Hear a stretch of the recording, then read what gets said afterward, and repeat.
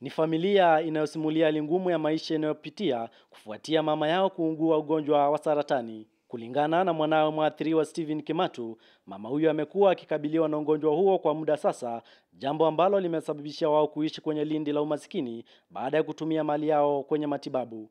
Tunaomba kama kuna usaidizi wowote tunaweza pata tuweze kusaidiwa, maana ugonjwa umetukula sana na hata kufanya kazi yetu hatuwezi kufanya, maana tunagharimu tukae hapa mchana wote hata usiku wote tukiangalia mambo ya mama yetu.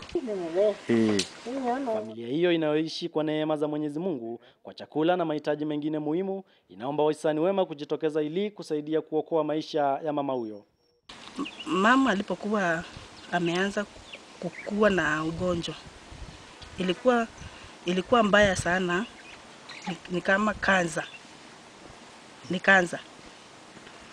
Ninakuwa na uzito wa kumlea kwa sababu mdomo wake umefungwa na nyama kutoka ndani ya mdomo. Shida kubwa ni kumlea, kumpa chakula na pesa pia.